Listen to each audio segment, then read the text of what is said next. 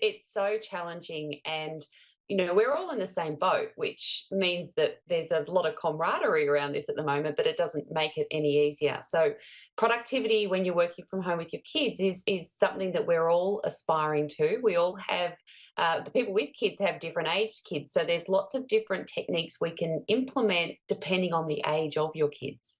My wife is a very studious worker, and she's working from home at the moment. She's far more studious than I am. So it's a difficult one with children, and you've got to keep them away. You've got to keep them occupied, and at different ages, I'm sure different households will. You've got to have two eyes on them.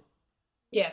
So look, depending on how old your kids are, and with homeschooling now as well, a great tactic or device or strategy is to set your kids up in a working space, perhaps that's near yours, so that they are near you, they can see you, but they don't have to sort of come in and interrupt you the whole time.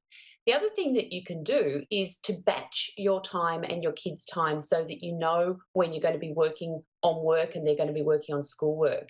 And work in 30-minute batches so that you're working and focusing on your work. They're sitting nearby for 30 minutes and focusing on schoolwork. When the alarm goes off, everybody gets up, has a break, and then you do something fun together for 30 minutes. And then you go back into your next batch of home or school or productive work. And what that means is your kids know they're only ever going to be about 30 minutes away from having your undivided attention. So if you do that for a couple of days, you are absolutely going to get them into the habit of working in 30-minute batches or blocks of time without interrupting you. What about getting them all to do the jobs, getting lists going, insourcing those annoying household tasks? Yeah, look, I'm big on this. And from my perspective, family is a team sport. Everybody needs to get involved in how you run the house. A great way to do it is sit down and have a family meeting. Tell them family's a team sport. Explain what you're going to do each week. Get a whiteboard out. They can write up the chores. Here's what mum's going to do. Here's what dad's going to do. And then get them to nominate and identify exactly what they're going to do. Don't tell them what they're going to do, because that's the best way for them to react and say they're not going to do it. So get them to come up with what they're going to do. But all of our kids, regardless of how old they are, if they can walk, they're capable of starting to do stuff around the house. And they need to look after their own stuff, clean up their floor droves, put away their toys, their laptops, and their belongings. And then there's family chores they can do as well, which you want to divide up. Unloading the dishwasher, loading the dishwasher, putting a load of washing on, vacuuming the floor. Now, you want to start your kids young as well, Tim. I mean, when you get your 5-year-old to start vacuuming, you're not expecting a fantastic job, but what you are doing is you're getting them in the habit of vacuuming when you ask them to do it without complaining. So by the time they're 10 or 15, they're going to be fantastic at vacuuming and they're less likely to argue back. Yeah, great advice. And even if you get them to clear the dishwasher and not do both, at least it breaks it down for you. Then you can just quickly chuck the rest of the stuff in. Why do you need to think that time is money? Look, it's about shifting your mindset away from time management. We just can't manage time. We've all got exactly the same amount of time. So it's how we use it that's important. So by thinking about your time as money, you move away from this concept of time management into one of time investment.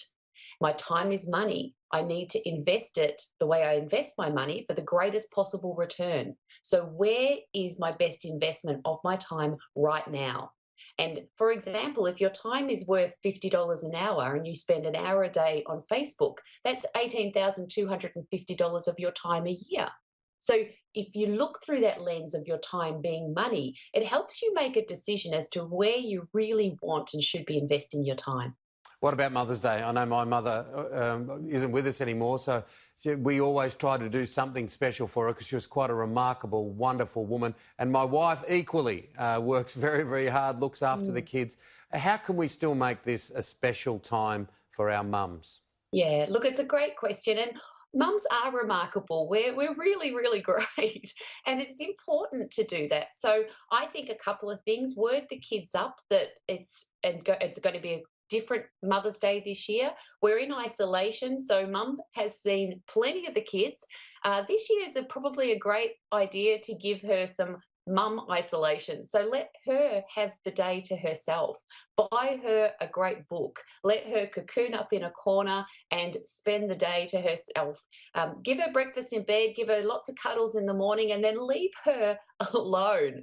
Give her some me time where she can just spend some time on her own. And then in the meantime, dad or the partner takes the kids, do an amazing job cleaning up the house, do a couple of loads of washing, a couple of loads of dishes, so that when she comes out of her cocoon, there's not double the work for her to do tomorrow. Yeah, good advice, Kate. Thanks so much for coming on the show. I think a lot of parents also are getting buoyant with the idea that the kids might be going back to school. Enjoy your day. Thank you, you too.